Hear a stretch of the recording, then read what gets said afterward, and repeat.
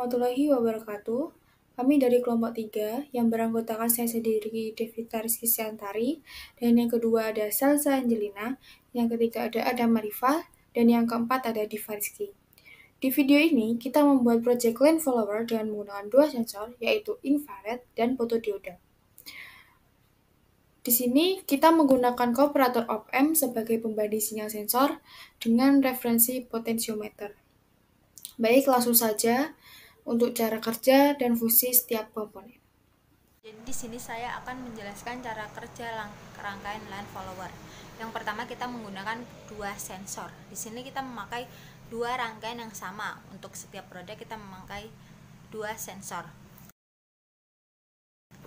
Jadi jika salah satu sensor bernilai 1, kita akan membandingkan dengan gerbang N. Jika salah satu sensor bernilai 1, outputannya akan ditaruh di inputan op-amp, dan kita memakai dua op-amp.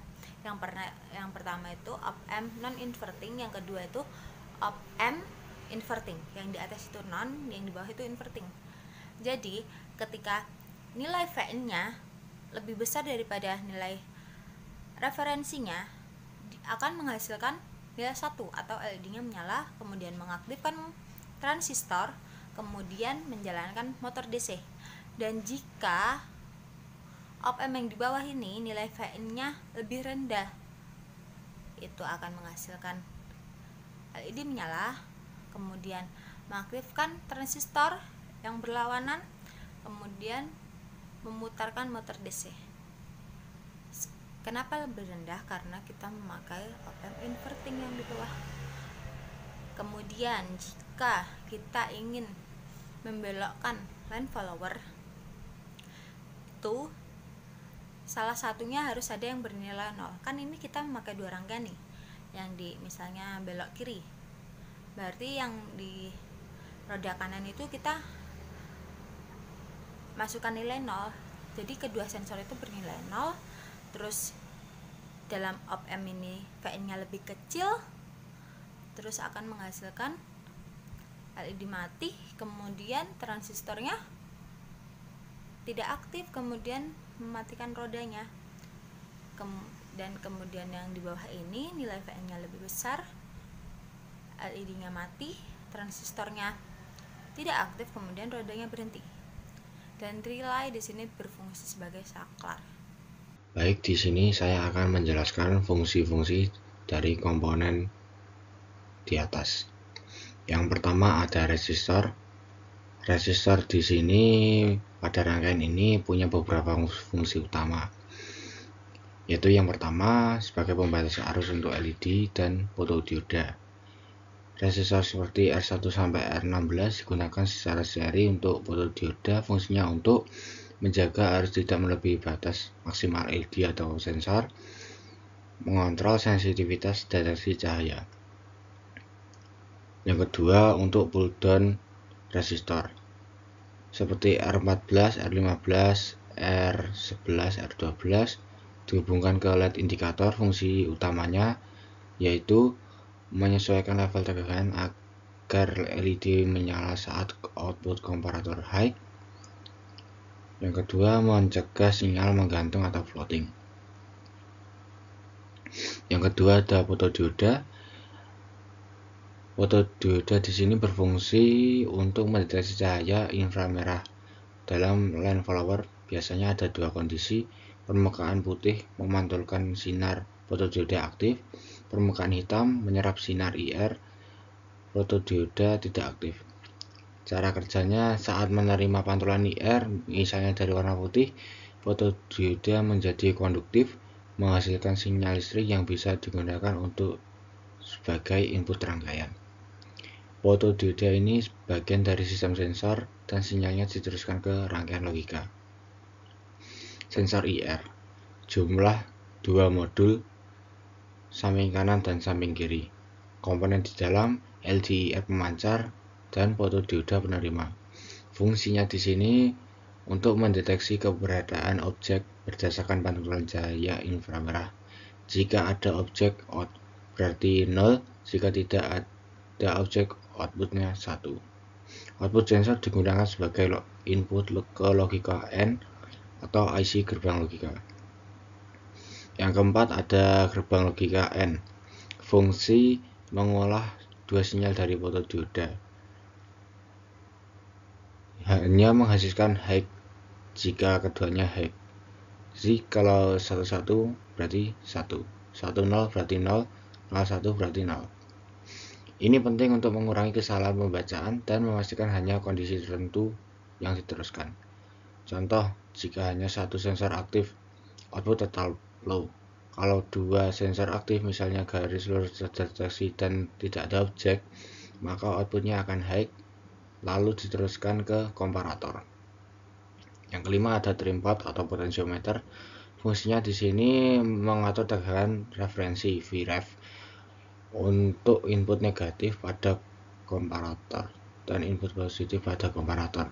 Nilainya bisa diatur untuk menyamakan sensitivitas sensor di berbagai kondisi pencahayaan.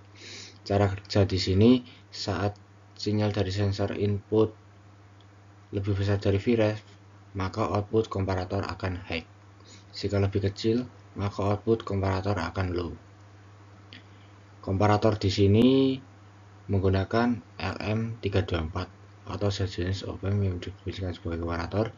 Fungsinya membandingkan dua tegangan, input plus dari sensor hasil logika AND, input min dari trimpot atau VREF, dan sebaliknya. Output akan high jika sinyal sensor melebihi ambang batas VREF. Output high, LED menyala dan transistor driver motor akan berputar. Low, transistor tidak aktif dan LED tidak aktif, motor dan tidak berputar. LED indikator memberikan indikasi visual bahwa output komparator sedang aktif high, membantu dalam proses pemantauan. Yang ke-8 ada transistor NPN Q1 sampai N8 dalam konfigurasi H-bridge. Fungsi transistor digunakan sebagai saklar elektronik untuk mengontrol arah arus ke motor. Konfigurasi H-bridge terdiri dari 4 transistor Q1 sampai Q4, Q5 sampai Q8 per motor. Kombinasi dua pasang transistor digunakan untuk mengubah arah putaran motor. Contoh kerja, jika Q1 dan Q4 aktif, maka motor akan berputar searah jarum jam. Dan jika Q2 dan Q4 aktif, motor akan berputar berlawanan arah. Yang ke-9 ada motor DC. Fungsi motor DC di sini menerima sinyal dari H-bridge dan berputar menggerakkan robot atau mobil. Kesimpulan alur lengkap, IR sensor di sini untuk mendeteksi objek di depan. Fotodioda di sini menghasilkan sinyal dan masuk ke gerbang N. Jika syarat terpenuhi, sinyal masuk ke komparator dibandingkan dengan VREF dari trimpot, lalu output komparator itu mengaktifkan LED indikator, transistor, dan motor DC. Baiklah, ini adalah rangkaiannya setelah dipasangkan ke PCB.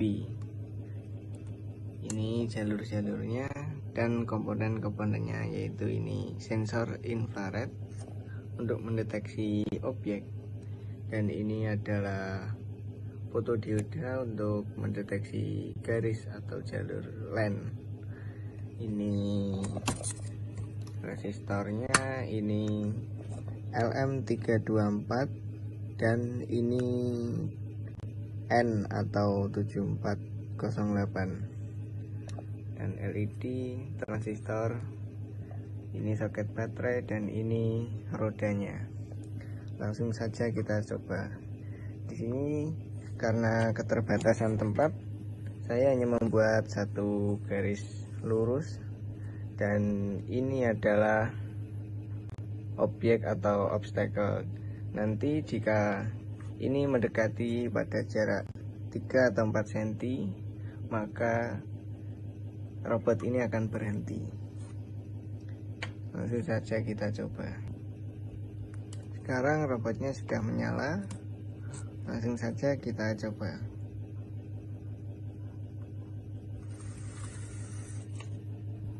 Nah, ini berhenti pada jarak 4 atau 5 cm, maka robot akan berhenti. Coba kita ulangi. Berhenti. Jika kita angkat, maka akan berjalan.